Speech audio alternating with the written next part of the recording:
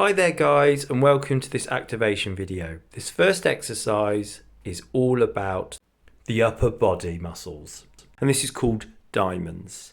Here I stand nice and relaxed before you, inhale and exhale, and you'll note that my arms are working like wings.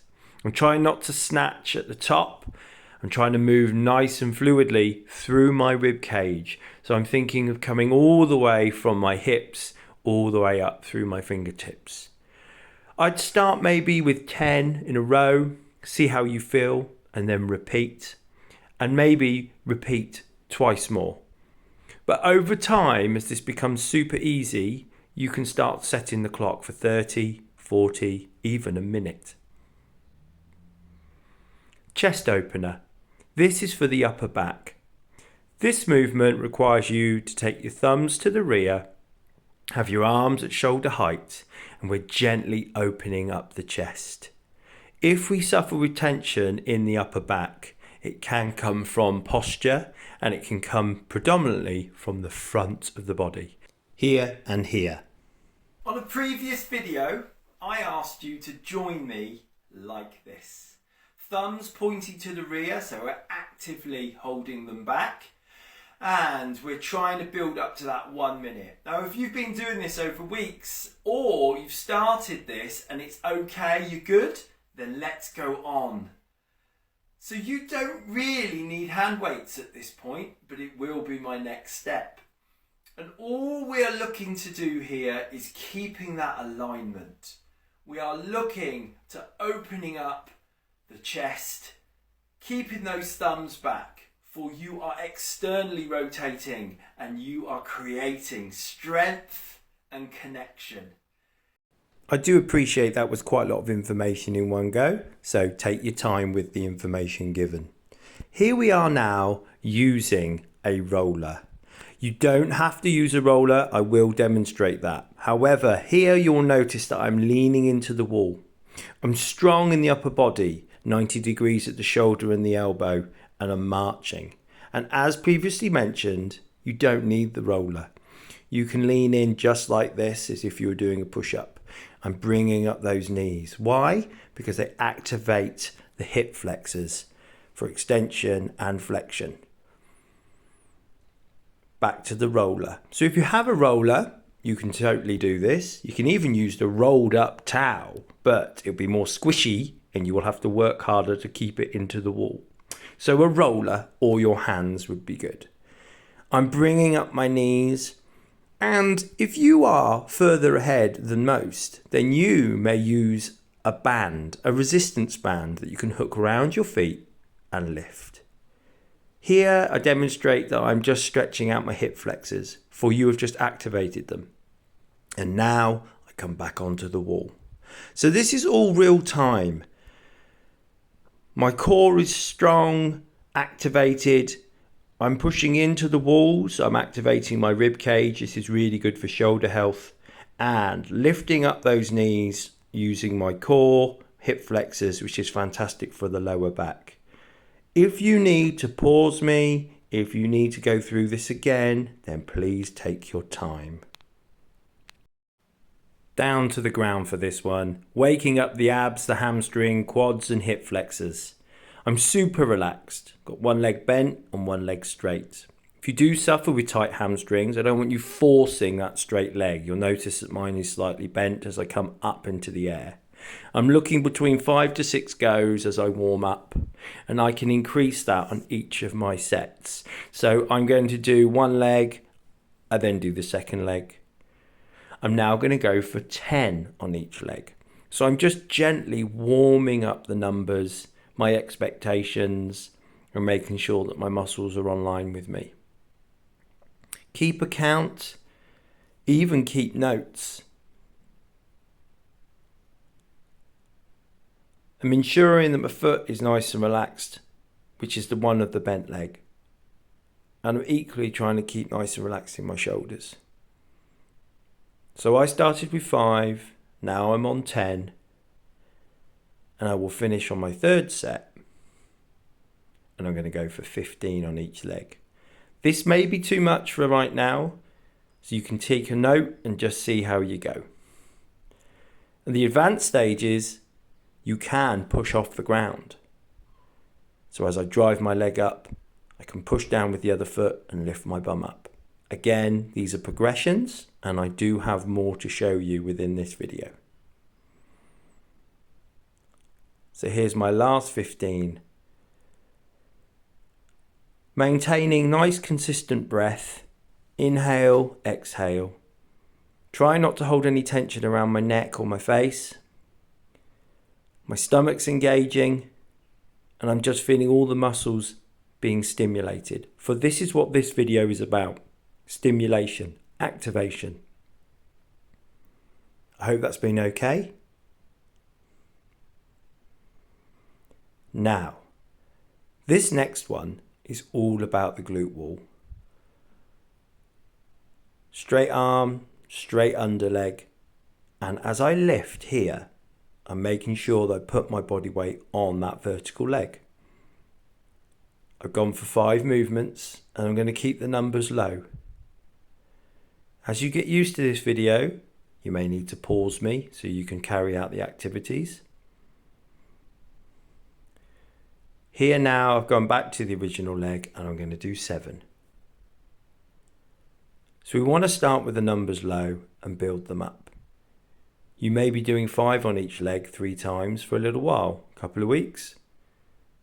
It's really important that you make sure that everything's okay after you've done this video for the days afterwards.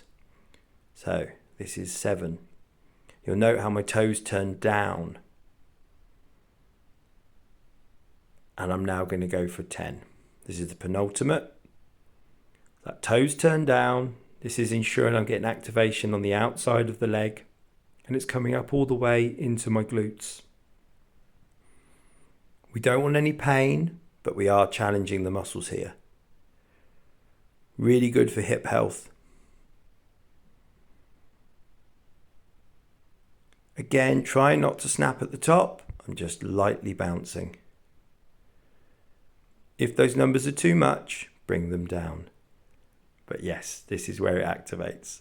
Get yourself comfortable, for we are about to go into bridges. Whether you do it for restorative in yoga or you're doing it as activation for running, you cannot beat a bridge. Start with a set of 10. If you have any lower back worries, then go really slow and ensure that you're using those bum muscles. I'm using those arms as well, stimulating my shoulders, activating the chest.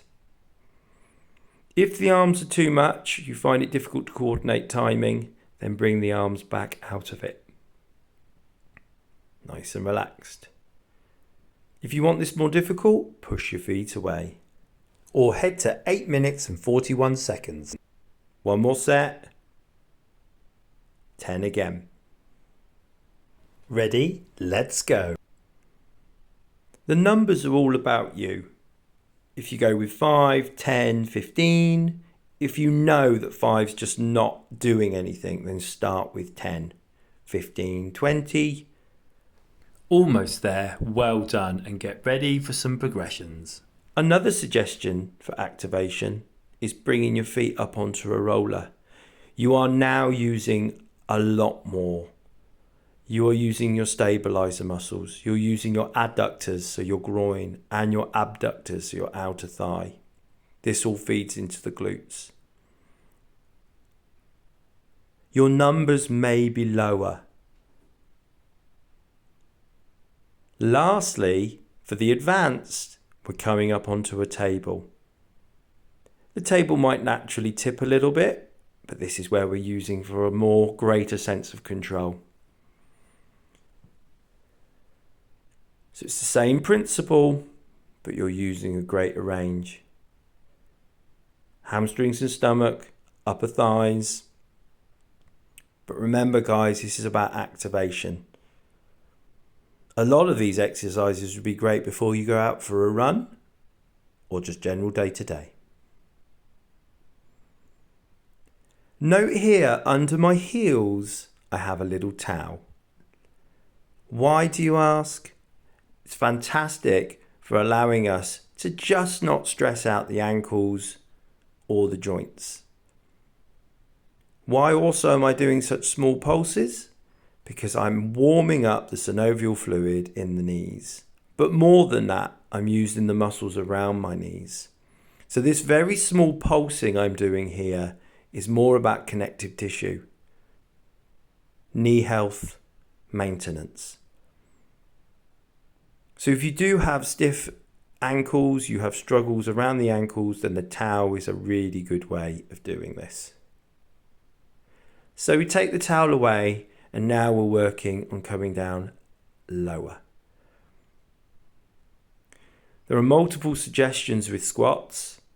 This is one of them.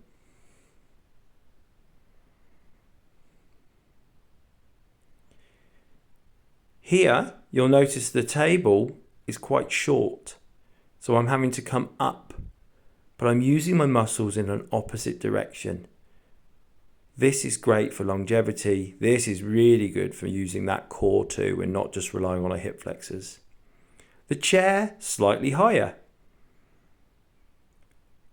And when you do squats, sometimes it's good to visualize, is there a chair there? No. Stand back up. This is a great way of training your body's balance and the way you distribute your weight. Now, I appreciate that we've done quite a few squats by now. So this is all about you finding what works for you right now. Now, depth is something that we all wonder about. Can I go deeper? Can I vary the way I do things? Sometimes just to keep it interesting. Where do my feet need to be? Well, the wider our feet, the more we activate the glutes. The closer our feet, the more we activate our thighs. But if we play a happy medium, you should be able to get your thighs and your inner and outer leg. So here, I demonstrate. I'm coming from side to side, and I'm purposely activating those adductors. Another angle, I lead with the bum. Note that it's not my knees that are dramatically going over my toes. It's my bum that's driving backwards, and I'm moving from side to side. You can squat in this stance. You will still use your adductors, your inner groin. But specifically, if you find you've got weakness, problems with the knees, then this for the long term is your best option. These side squats. You are giving each leg more responsibility. Well done. Now this is where we are going to upper body. Upper body activation, as said, does not mean push-ups. I'd like you to get some padding for your knees, but I also would like to give you some options. You can do these off the knees, and you can do them on the knees. Where I want you to concentrate is bringing your hips forwards. If you bring them too far forwards, you may not be able to do these. These are renegade rows. Really good for upper back mobility as I try and get that twist. But I'm concentrating on keeping my core activated. As you get tired, you may pull your hips back. Here, if your wrists are sore, then you can always roll up a mat or use a towel, and it just softens the angle of your wrists. I want to minimize any impact of discomfort so you can concentrate on the strengthening exercise. My hips are still forward, I'm pulling back, and at a later date you can use weights. Here, again, we're still working the upper body, we're still using the core, but we're doing spinal mobility. As I bring the arm up, I'm twisting through my thoracic spine, an area that we do need to keep primed and ready. What am I up to now? Well, this is another fantastic tool. Another option perhaps. Here. Yes, they look like a push-up. However, it's all about retraction of the shoulder blades and a greater range in the upper back. You can do these on your knees, and you can do them on your feet. This is a wonderful exercise for posture, but again, we're activating those shoulder blades. You may do them in 5, rest, 5, repeat. You might be happy to do it in greater numbers, but keep notes, keep yourself motivated. Over the past weeks, I did this many, and now I'm doing this many. This is strength gain, but this is muscle activation. And now, note that I've now got a pad for my head. Do you struggle with posture? This is what I would class as level 1. Palms are down. I'm raising my hands as high as I can, and I am concentrating on the squeeze. Here is the next level. T-spine, shoulder height. Later date you can use small weights, but again it's about the squeeze of the shoulder blades. Now here is where it starts to get a little bit more interesting. I'm trying to bring my arms up so my forearms are parallel with the floor. I'm breathing, should have been breathing throughout. Now, squats aren't for everybody, and they can be, but this is a great way of activating the same muscles but in a different way. So I've got a couple of options here. I've got my low table. I'm looking for 5 reps. This is also improving my balance as I lift that knee off the table.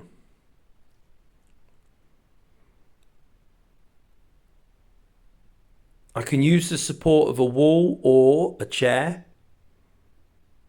And I'm looking to go for 3 5s, 4 5s, or 5 5s. Again, this is progression. Here comes the weight. So I'm holding out a 2 kilo kettlebell. And this is another way to improve balance, strength, and core activity.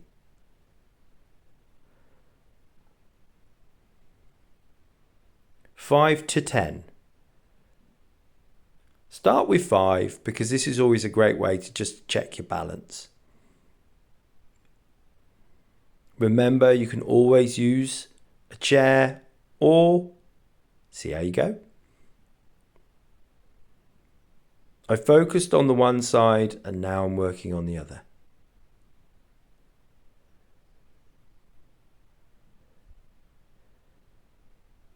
If the hand weight is too much for now, then build your numbers up and ensure that you're getting the quality of the movement. This is working the stomach, this is working the upper thigh. Our final stage of this activation exercise. Here I'm using a bungee. You may have a resistance strap. So, elbows are pinned into the body, forearms are pointing to the ceiling, and I pull the bungee.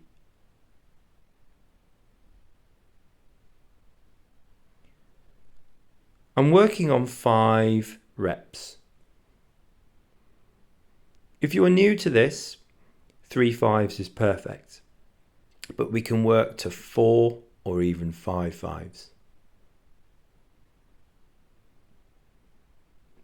I'm doing it with you in slow time.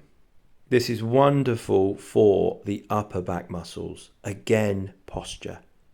However, if you're familiar with this exercise, you can pivot and relax. Engage, pivot, relax. Again, I would stick to 5 numbers.